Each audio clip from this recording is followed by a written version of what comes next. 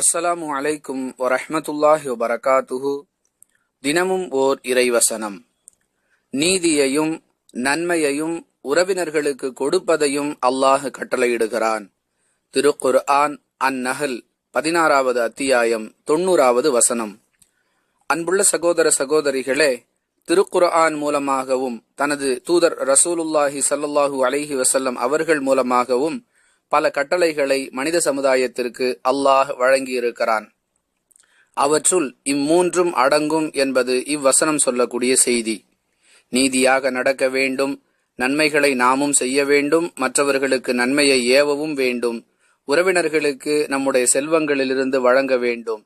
இக்கட்டளைகளை இஸ்லாம் பல கோணங்களில் தொடர்ந்து வலியுறுத்தி கொண்டே இருக்கின்றது. எனவே இதையும் செயல்படுத்துவதன் மூலமாகவே நாம் இறை நம்பிக்கையாளர்கள் என்ற தரத்திற்கு வர முடியும் என்பது இவ்வசனத்திலிருந்து நாம் விளங்கிக் கொள்ளக்கூடிய பாடம். வணக்க வழிபாடுகளை அல்லாஹுக்காக ஆற்றக்கூடிய பலர் நீதியாக நடப்பதை விட்டும் விலகி நிற்கின்றனர்.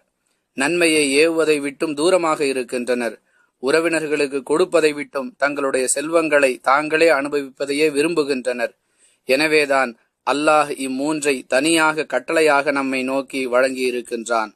புரிந்து நடந்து கொள்வோம். வாஹிர் தஅவானா அனில் ஹம்துலில்லாஹி ரப்பில் ஆலமீன். அஸ்ஸலாமு அலைக்கும் வரஹ்மத்துல்லாஹி வபரகாத்துஹு.